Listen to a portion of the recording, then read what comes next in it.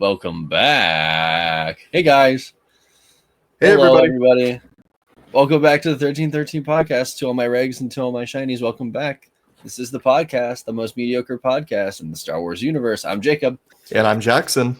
Welcome back to all you regs, to all you shinies. Welcome to the podcast. This is the podcast. Please, before we begin, if you haven't already, make sure you leave a like, leave a comment, join the Discord down below, hit that subscribe button, and tell us about your Jinky Mimus fleshlight. Jackson, how you doing? I'm not even gonna ask what Chinky Mimus is, but no, doing great this week. I am just finishing up some active duty orders. I was finally able to join a unit in the army, and I'm having one of the best of times right now. Just being able to do the job that I was trying to sign up for a couple of years doing RTC and whatnot. But yeah, life has been really good in that capacity, at least. I'm just going to show this off really quick too, since it's right next to the camera, but I finally decided to open some of my action figures. So I got my Phase 1 Rex here, got the Commando, and Bakara still in the box, but I really need to upload some of my figure reviews because I have a bunch of them filmed and then I just never posted it. And yeah, I'm just in this limbo of being like, oh my gosh, like I need to finish. And I should, because this is the last podcast episode people might see until October, Jacob, because Star Wars Visions is not slated to come out until around that time. Yeah. That is a wild coming out of my mouth now. I was just trying to think about like, what are we going to do? Shut up. I was trying to think about what we're going to do for next week's episode and all that as well, and with scheduling. And then I was like, crap, we're not shooting a podcast next week. This is unless we feel like it. Unless there's we always could. Yeah, I want to. I don't know if I want to start doing Star Wars book stuff. I've been saying this for years. We should do a book club. Let's pick a book when we're done shooting the show. I'm gonna write a note right now so we remember it, and let's make this an idea and pitch it. Well, we got to do for sure the Bad Batch Sanctuary, which comes out, I believe, in July or August. Okay. I think that one's July. Master of Evil, that Darth Vader book, comes out, I think, August, which I'm excited for. So those two are my slate. Those are day one pickups for me. Yeah, I absolutely will get the Bad Batch book for sure. I'm currently reading Princess and the Scoundrel, if you want to hop in on that. A little Star Wars romance. Perhaps we can talk about it. We should have people on the show again. I miss having guests. For those that are seeing this in the morning, we're going on a show tonight at 9. It's like what, 9:35 Eastern time. It's true. I might even just try to ask if I can get out of work early-ish so I can make it in time, because I just kind of felt bad being like, crap, I might not get out until a little bit later, and I'd rather not be late to recording. Yeah, dude, that'd make you look kind of crappy. Thank you for that, Jacob. Thank you. Yeah, so we're going to be on the MCU's Bleeding Edge. MCU's Bleeding Edge on YouTube. We're doing their whole Andor recap. Yes. Got all my Andor I was under the impression that they were doing weeklies about Andor. That's what I thought too. We're just it. I guess they liked us so much they wanted us to be on the show, so thank you so much to them. Yeah, so we'll be on their show tomorrow. Us tomorrow, you today. So make sure you go check that out. We're gonna be absolutely yapping about some Andor. So yeah, and I'll try to make a post for it too. I might break this out the box just for the recording. Oh, sheesh. The best droid. Top 2 droids of all time, BD1 and B2 Emo. Y'all can't even... B2 Emo's the GOAT. Yeah. We saw him at the end. Tears. I literally cried. I was so happy. I was like, it's him. I literally went like this. I was like, oh, it's B2 Emo. Yeah, I've been so worried about him for weeks now. Cassian, are you coming back for me? Where's Cassian? So, my poor dude. and he's gonna sit there on that planet for the rest of eternity, wondering where he is. But at least he had a little friend that he was playing games with. I know. I'm genuinely sad. Oh, the only other Star Wars news thing I was going to put out too was Star Wars decided to rock our worlds this week by posting a black and white photo of George Lucas. But it was his birthday, but it looked like one of those posts that you make when somebody dies and everybody was like, huh? For a brief second. Yeah, I hate it when they do that. I know. Why can't you just make it something easier for people to look at? Jacob, you can eat that box all you want, dude. That's just on you. I do love to eat box. We're going to move on and we're going to talk about Jacob. Anyway. We're going to move on and we're going to talk about Andor. We're going to move on and we're going to talk about Andor. What? Was it something I said? Yes. Was it something I said? How about let's light a candle for the mood. Oh yeah, light a Star Wars candle for the mood on your end. Unlike you, my special signed Hayden Christensen lightsaber doesn't turn on like yours does, but I'll just flex this from a distance for you. Yeah, shout out to the hacksmith. The biggest issue I have with this thing is it doesn't take the fuel the best for some reason. Interesting. It doesn't want to. The fuel don't want to go in. And I don't know if it's just the cheap Amazon can I bought or what, because it's probably it's Blink butane. So maybe we'll go to a vape. I think I got this. I think that is where I got this, if I'm being honest. Okay. So no, yeah, because I walked into a vape store for the first time like 2 weeks ago. Because you know what Labubu is? What? Labubu? Is that not like a thing in? What the fuck is Labubu? Okay, sorry everybody. We're gonna side tangent for a Labubu. I'm gonna get a picture of it. You're gonna know what it is when you see it. Probably. It's. Hold on. Let me get a picture. It's these things. I have never seen those. Are you serious? Okay, so it's a Japanese designer made them, and they're like all the rage right now. Like I think Ariana Grande had one on her bag, and like a few others like K-pop celebrities did too. But it's like a huge Japanese thing, and I guess like the island of Hawaii obviously is very influenced by Japanese culture. So like it's like people are going crazy for it, Jacob, like reselling it for a crap ton of money. Like it's super hard to find. They're in like blind boxes, and when you get them, they're in like different colors. So like that's the appeal to it, is like the best colors to get like brown, because that's supposed to be like the original one. But they have like different series of them right now. But they're all the rage here on the island. Everybody has a Labubu if you go out. On it. Yeah, that's not a thing anywhere else. Or maybe it is, and I'm just dumb. But they had them at smoke shops? Well, yeah, this person at the vape store is the only place on this island that sells them, because they have a buddy that orders it from Japan and like ships it here. But I was talking to the guy behind the counter, and he's like, ever since we put the Labubu in store, 90% of the store profits come from that and not vapes. I was like, that's insane, dude. He was like even when we were in there, my buddy Devin bought like 2 or 3. And mind you, they were like $60 a piece just to get one. There was like 2 other groups of people that came in behind us just to buy up the rest. Like, it's crazy. Because they only cost $25 if you can get them online. But when they sell out, they're like super limited stock and like hard to get. So people go crazy. But they've existed for a couple years now. It just only picked up recently. Okay. So they're like limited, like this Star Wars drop from here we go. He's gonna flex the shirt, everybody. Like the Star Wars drop from Civil Regime. Here we go. Well, usually like stuff like this goes up on May 4th, and then like there's like 1 or 2 things left. I checked their website today to see if like, is there anything residual left? Nothing. The website isn't even up anymore. Like they do like a drop super limited, and then once it's gone, and then their website remains blank until their next big drop. Crazy. So yeah, good thing you got that. And I tell you that they had a Revenge of the Sith shirt too. They had the anniversary poster artwork on it, and then like a bunch of like stuff like this on the sleeve.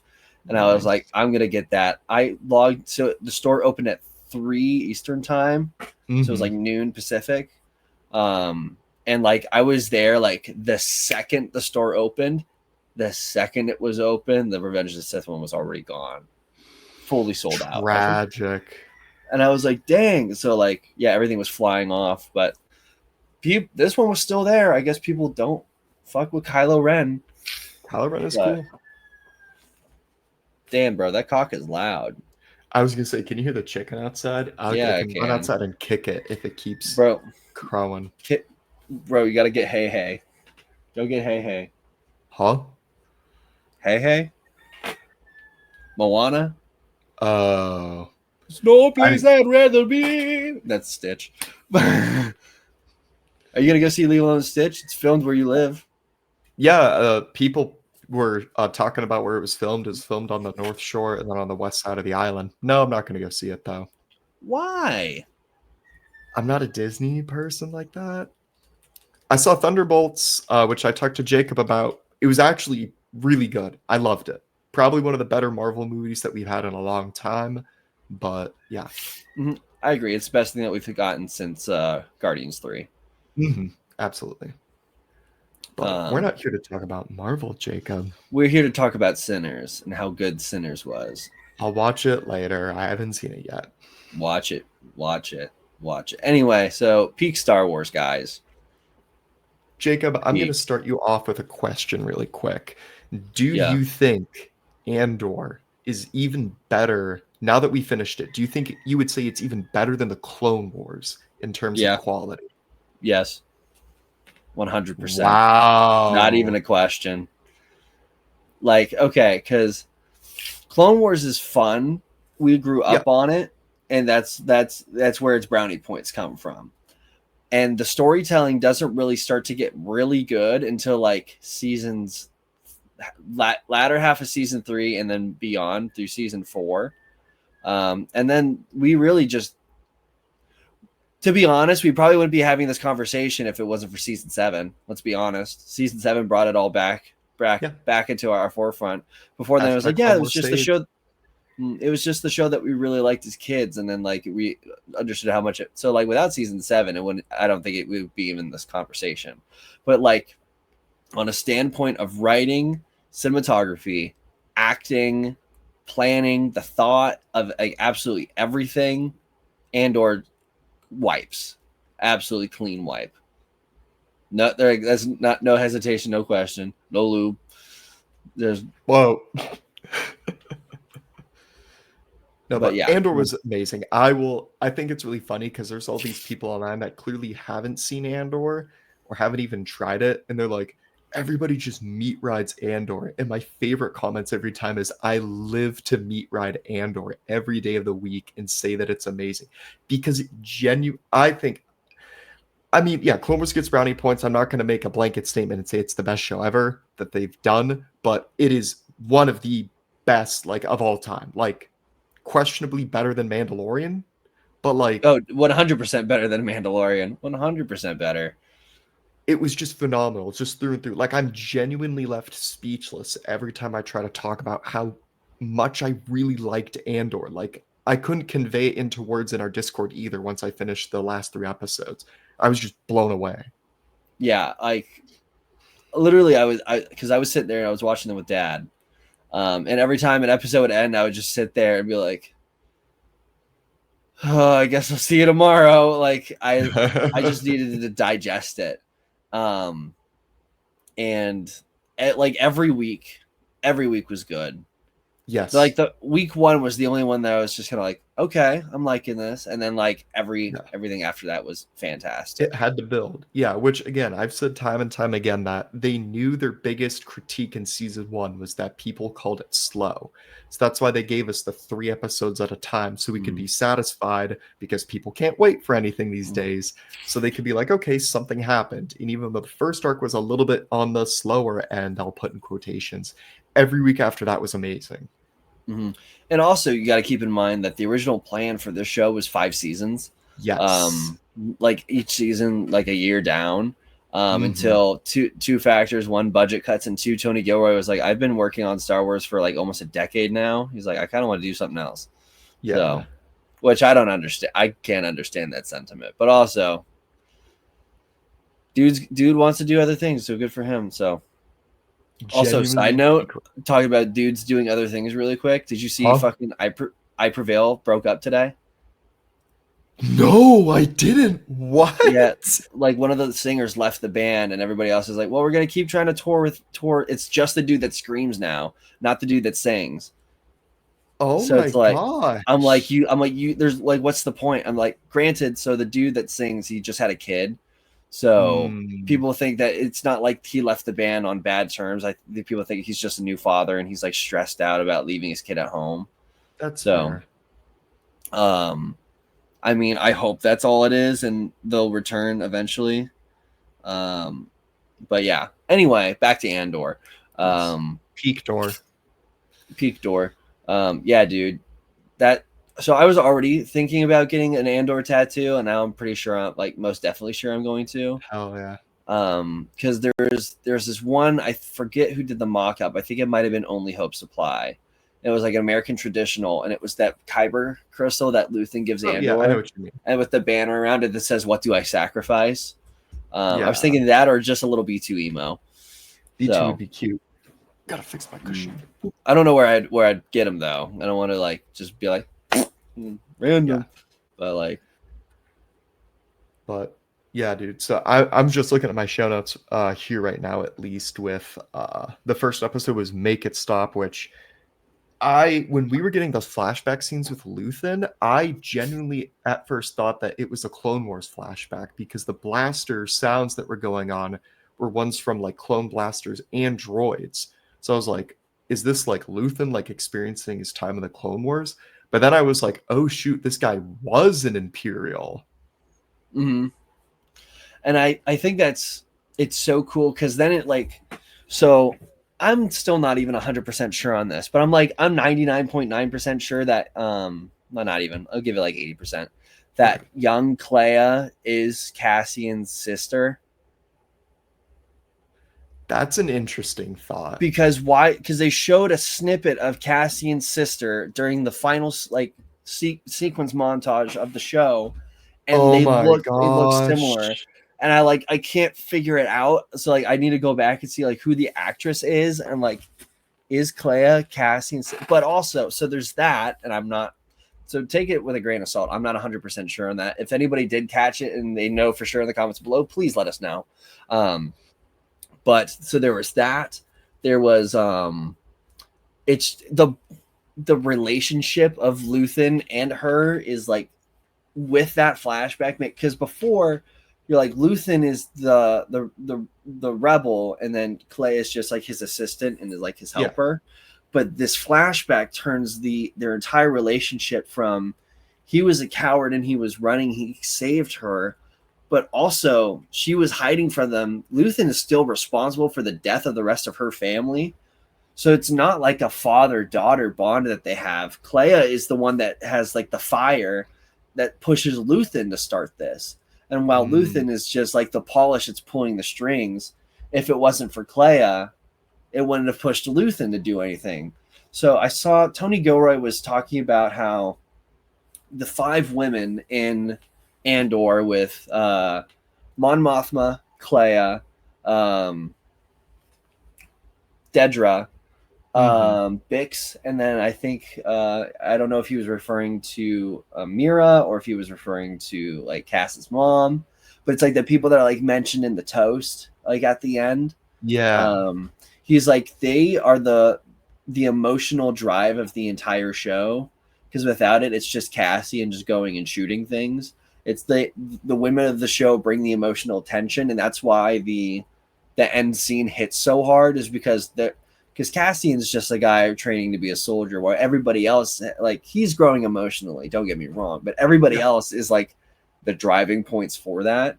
So if you look on YouTube every week, Star Wars is posted Andor Declassified, which is behind the scenes of the episodes that we saw that week. So I mean, so they were talking.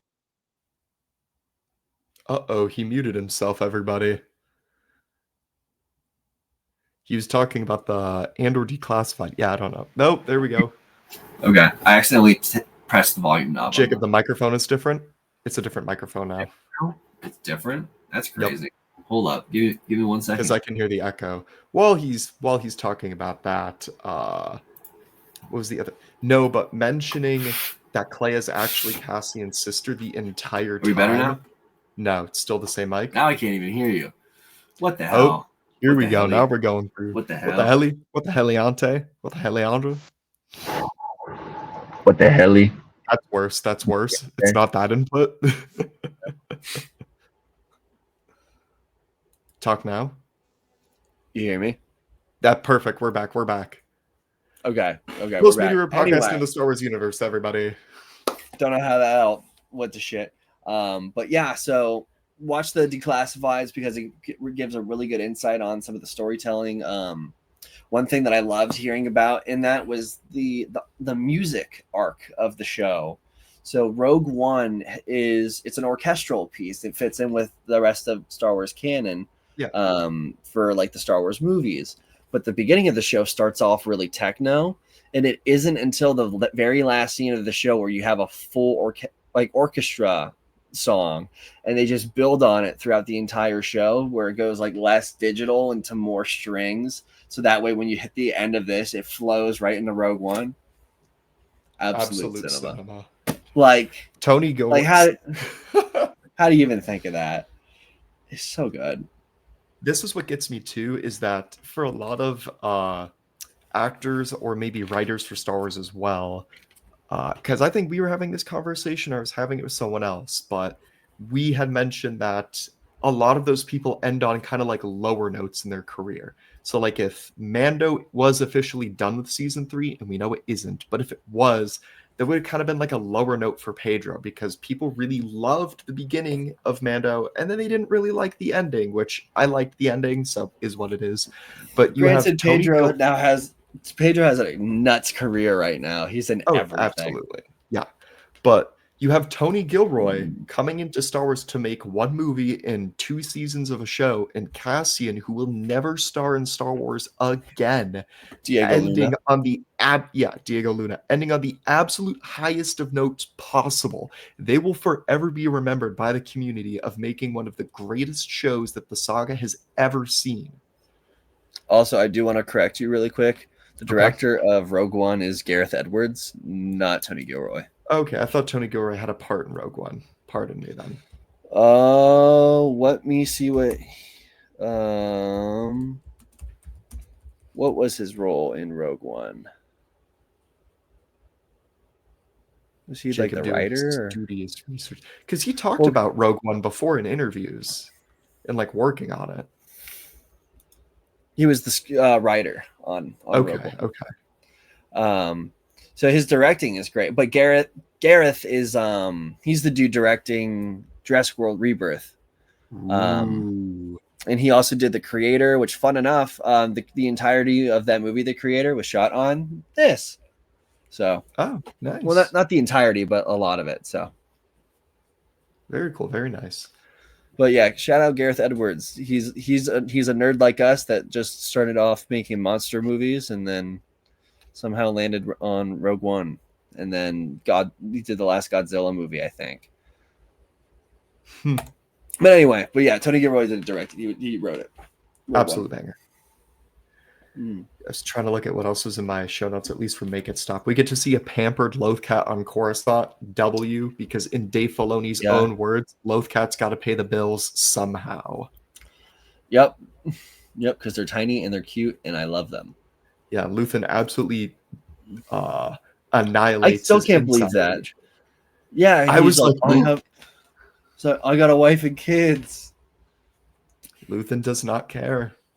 What'd you think about Luthen's death? Did it move you?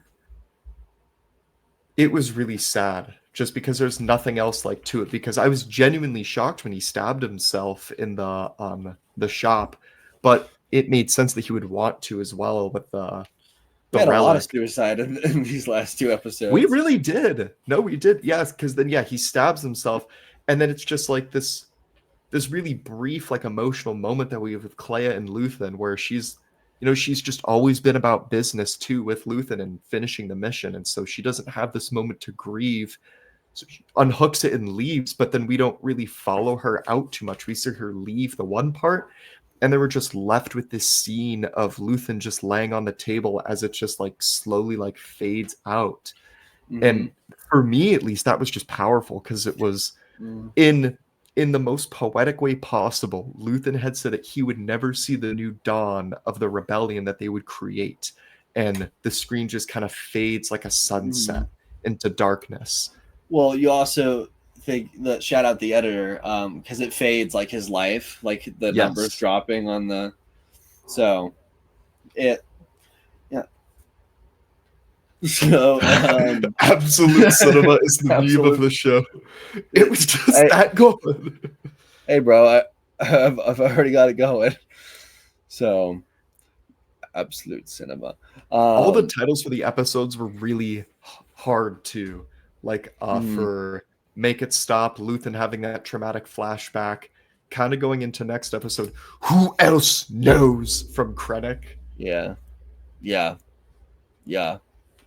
Krennic getting his time to shine on the scene, on the show, with just like yelling at Dedra. That was absolute cinema moment again.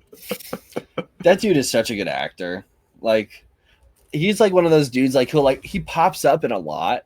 And like I see him like, oh, it's that guy again. It's him again. But every time he's there, I'm like, I'm glad you are. Like, he's great. He's great. I like the clinic. I like his clinic. To think too, it was also Dedra's own fault that the rebellion was able to get so much information over time, because all she needed to do was report to someone who was working under Krennic, like, hey, you guys sent me the wrong reports, please don't do that. And she stockpiled it, and then Luthen's agent was able to collect all of this info, and she had no idea. Just made it like that much more that she was like, she left all of those top secret documents in her garage just for everybody to find. Yup. She really did. Yeah. So that's always fun. But dude, yeah. I can't believe that's her end. She rots in the prison that we see in season 1. Yeah, rots as a prisoner and the entire time she's just like, she's chasing this glory. She's chasing it because she wants to do good, that she's crossing every limit. Like when Cyril has his meltdown about how she'd completely like essentially lost her way because they were killing civilians. And she was like, well, brings a better paycheck. We'll be known as heroes. And that, you want to know what's reaches crazier? That point. What? This entire time of this season, she's been working to build the Death Star. And she's doing all this bad stuff just to get to this position where she's like, I'm doing this for the Empire. I'm building. I know what the Death Star is, and that. And she ends up in a prison that's dedicated to making parts for the Death Star. Because it's the same one we got in season 1. She's in the same. She's in the exact same spot, just without the rank. She's still doing the same shit, the same pawn in the Galactic Empire. Still a cog in the wheel. Nuts. Crazy. That's got to be the thumbnail for this week. I know. I'm going to make it the thumbnail. I was just thinking about thumbnails. I'm going to make it the Andor Absolute Cinema. Just do Absolute Cinema, but put Diego Luna's face on it. Someone already made that online. Steal it. Yeah, no watermark. It's mine now. But Call me a lot AI, of the other all the other like show notes I had are a lot like K2 kind of focused. I even wrote a lot of like quotes as well, which was really funny. Because I'm trying to think, because Clea distresses to Yavin that she needs help, and so they fly over from Yavin, which, first of all, screw everybody that's working at Yavin that doesn't care about Luthen, because again, like Cassian has this moment. Those two dorks at the round table. Yeah. That weren't Mon Mothma or Bail. Hate them. because they suck in Rogue One too. Oh, they suck in Rogue One too, but yeah, even kind of jumping ahead to the next episode too, when Cassian has this moment where he's like, you can't, like, you have contributed like nothing close to a fraction of what Luthen has to this. And they're just like, I'm going to sit here and pout. I hate Luthen. And it's like, he built the rebellion. The rebellion would not exist if it were not for Luthen, and to be organized without him too. Yeah, because he's the reason for Aldhani, which is the wake-up call for organized rebellion. Because like before that, we get it in the manifesto that there were like sprites of like resistance, like randomly across the galaxy, but there wasn't anything organized yet. It was just the sparks that were going to fuel the eventual fire. Also, shout out to here. I can't remember his name. Top ISB organizer, listening to the manifesto back. Yeah, shout out Nemec. I thought that was just something in the background too. That so did the show was doing, and then they hit pause, and I went, "Oh!" The fact that he was like, "Can I have a moment?" I was like, "For real?" That was crazy. No, we're K2 also carries when he's in the show. He's just so funny. Yeah, he's like the actor described him as like a child. How he just kind of says what he sees, and it's the perfect way to describe him. It's 100. He's just gonna. I was on Coruscant. They had a parade for 200 new KX droids. The Emperor was there. Wow. It's like a little kid telling you that they found a caterpillar on a leaf. Like, I found a caterpillar today. Wow. So that was funny. Just like, are you with us? No. Boy. So this entire season was pretty emotional. Yes. What do you think? What hit the hardest for you? What had tears flowing? Definitely the ending, or I feel like it was just the wrap up. Like you see, no, actually, you know what? I had it written. It was what really started to like make it more emotional at the end was when Cassian sharing a drink with Mothma's cousin, forgetting her name right now, sorry. And they talk about everybody that's died just so they can get to the part where they're at right now. They talk about Aldhani, they talk about Ferrix, his mom, her lover, like all Nemec, all of these Nemec and Cinta, and the list just, and that's like when they finished that, it just kind of just like punched me in the chest, like these are the people and the sacrifices that were made to get to where you're watching the show right now. And I was like, oh my gosh, like I almost forgot about those people because we've been through so much already that it's like all of these people died in the name of the rebellion that they would never see, but they contributed something so crucial. So that for me was the first part. And then the ending for sure, when it just shows like everybody like where they're at, and like like it's processing to go into Rogue One, and I was like, oh my goodness. Yeah, the show does a really good job at humanizing the people behind the rebellion. They're not just blank faces that wear funny helmets anymore. These are refugees from across the galaxy fleeing tyranny and just fighting back against it. They're all real people with like real lives. Well, real people with real lives. Of course, it's a show, but it's like it made everybody so personable, and it's like the rebellion isn't just farm boy with magic powers, his princess sister, and a douchebag drug runner, and his and his Sasquatch. It's not them. It's everybody else. So. And Mon Mothma is like a far better character than I could have ever anticipated, which really makes me want to read. It's not Shadow of the Empire, but there's a book out right now about Bail, Mon Mothma, and Saw Gerrera in like the Mm. Andor timeline, and it's a book trilogy, and the first one just came out. I can't remember the name of it at the top of my head, but that's one I want to read really, especially now that the show's over. I need something that's like kind of like it. So it's like picking that up for sure. But so that's that. I think what hit hardest for me is two moments. One, when Bix leaves. Yeah, that was Oh, really emotional. I was a mess. Oh, I have another one, but when you're done. Because it's like it's so mature because she realizes his potential and she doesn't want him to throw it away for her. Yeah. And it's very starry-eyed and hopeful that he'll come back. And then the one that hurt the most was seeing her standing there with his kid. With one beats one I saw B2 emo and I started crying because I was like, fuck. It was like I've been so it's not even funny. I have been like worried sick about him. I have been so upset because I love that little guy.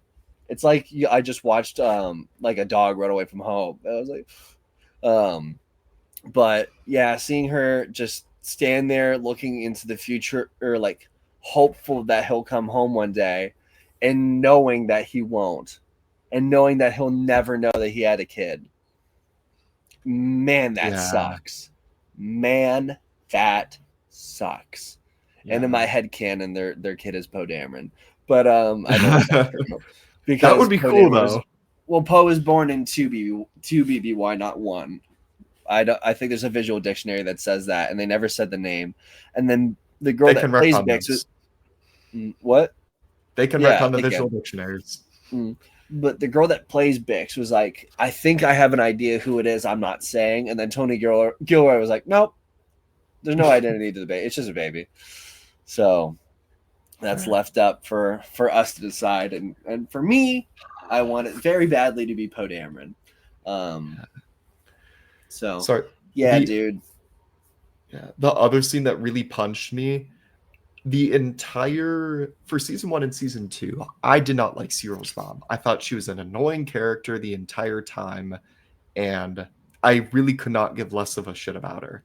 And then after we have the Gorman massacre, seeing her crying at the TV, that I don't know why. Maybe it's because I really liked Cyril as a character. But that hits me like a ton of bricks. Even just thinking about it right now, like, I'm sorry, but like, it just hurt. Like, it really did. Like, someone I didn't care about, upset over the kid that they'll never see again. I don't know. Well, it's because you see yourself in Cyril. Let's be honest. I've been saying this since season 1 that you because you're not only are you militant, but you're also awkward as fuck. It's just screw you, Jacob. I don't know. So I think you agree with me more than you let on. I think you see it just a little bit, which is it's fine. And it's like, I mean, especially with you being in the military, let's pray that World War III doesn't happen, that you wouldn't have to actually go do anything. I can't get deployed for 5 years. I'm fine. Oh, well, Uncle Sam will change his mind real quick if shit hits the fan. But yeah, I'll be there with you, unfortunately. But no, I think you just see. I think you have quite a few similarities with this character, and I think that because it's like an end to a story that could be yours, I feel like it just hits home for you a little bit more. Maybe. So. But yeah, because seeing her cry, I was just kind of like, rip bozo. Well, I was shocked that Cyril died, and in the way that who are you? Dies with a who are you? That's Cyril like the Skywalker punch in the face. The biggest punch in the face to his character the entire time he's hunting Cassian. He just wanted to be somebody. He wanted to be somebody, and in the end, he was no one. Forgotten to the galaxy forever. Even a Cassian, which Cyril was like dedicated to him. It's like, girl, why are you so obsessed with me? Girl, why are you so obsessed with me? Yeah, dude. Overall, this entire show has been like, it's been heavy, it's been gritty, it's been real, it's been great storytelling. Just wall to wall greatness. I know my film professor Brian's just going to be like, it's okay. 98 on Rotten Tomatoes currently with the end of the season.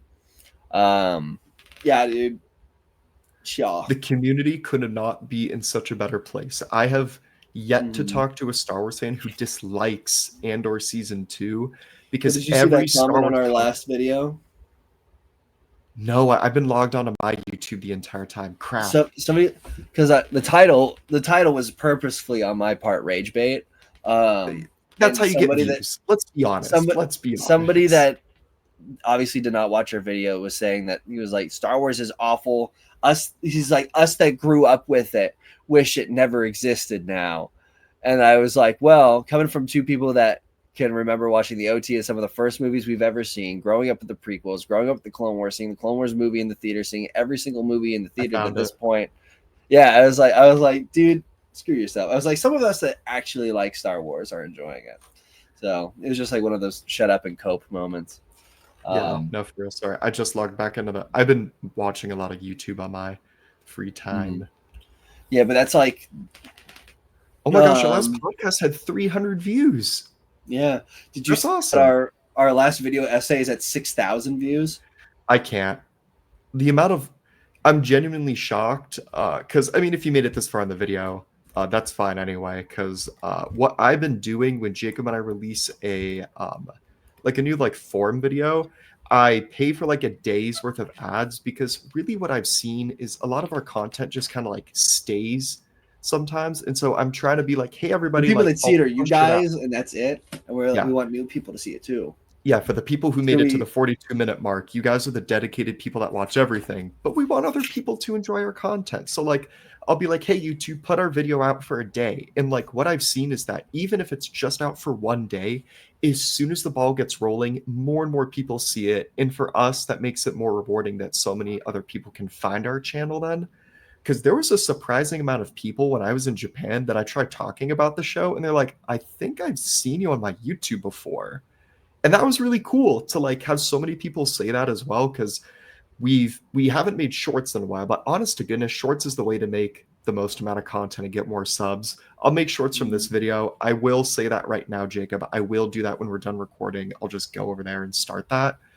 But shorts, I have had a lot of people tell me that they've seen me on a short online before, like when I talk to them about the content I make, which is kind of funny. But yeah. Just ways to push the videos, but that's awesome. 6,000 people. Yeah, that's our most viewed video now, ever. That's amazing. So, other than the TikTok of me and Tommy dancing and LensCrafters with the Mando and Boba helmet, that one had Did the sound get muted? The sound got muted, unfortunately, but it hit like 60K or something. The 5 video I put out a while ago still gets a lot of views for some reason. The way they don't love you like I love you, dude. Even that haunts my fucking dreams because you are offbeat and then you keep doing the dance after the wait they don't love you like I love you thing is over. I can't get over it. It just haunts my dreams of like basically you in silence just.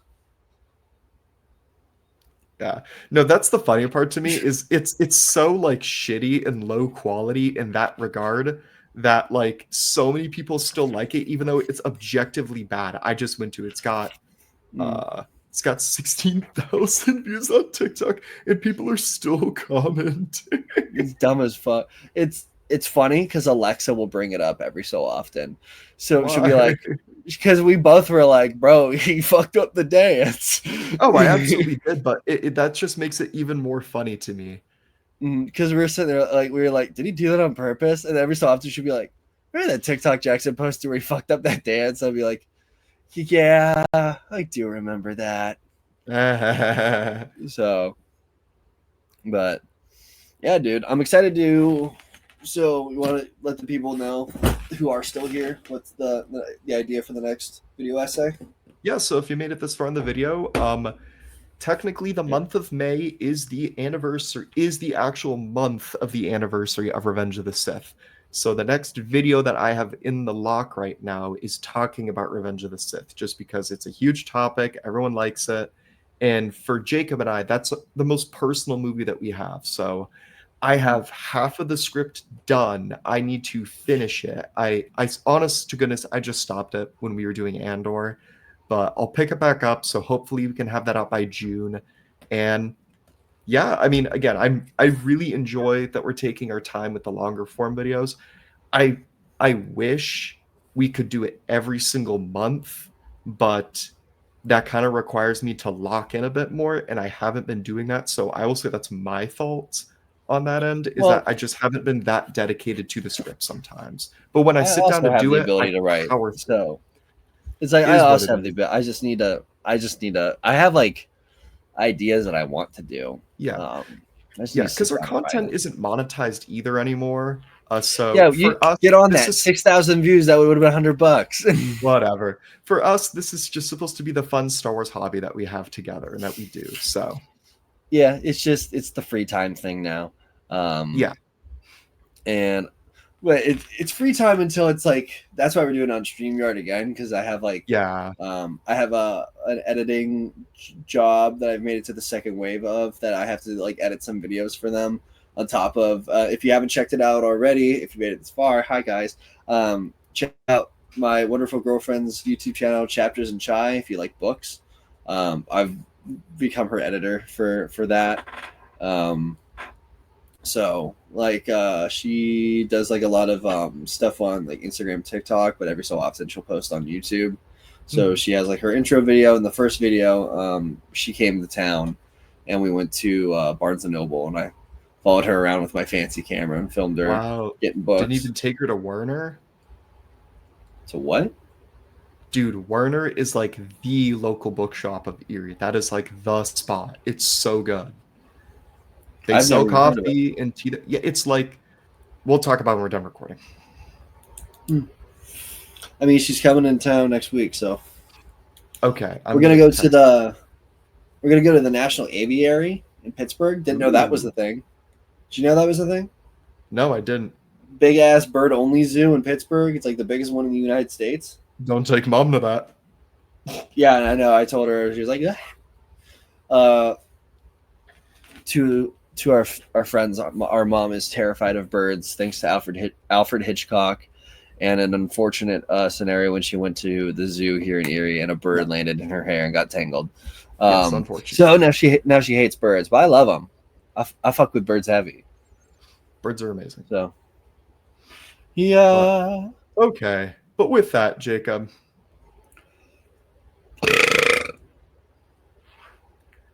we had a Did you blast talking unzip about your Andor. pants? Did you just unzip your pants? Is that what I heard? No, I'm messing around with my notebook. Oh, I thought you unzipped. I was like, No, Jacob. you better get freaky. No. Anyway, thank you guys so much for joining us this week. If you haven't already, leave a like, leave a comment, subscribe. Let us know what you thought about Andor down below.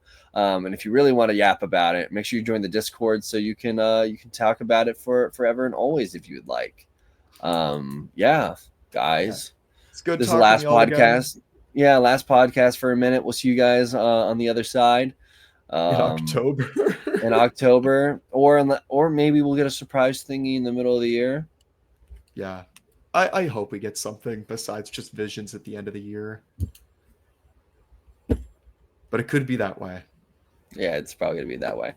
Excited for Maul Shadow Lord. Eventually, Yes. the rough script about Shadow Lord is allegedly the rough script outline that George Lucas gave to Disney when they bought it, and they said, "Hey, if I were to do 3 more movies, this would have been my plan." Allegedly, it's going to loosely follow that because those movies feature Darth Maul finding Darth Talon. So we'll see. But thank you guys so much for watching. See ya on the flip side. In the next one. May the Force be with you always. Remember, rebellions are built. Hello there. This is Mark Thompson. I narrate a bunch of the Star Wars audiobooks, and I just want to make sure that you subscribe to the 1313 podcast on YouTube and join their Discord to talk about some awesome Star Wars people. Follow them on social media and be sure to support them on Patreon and become a channel member for only a credit a month. Also, you can buy awesome merch if you want to look as cool as them.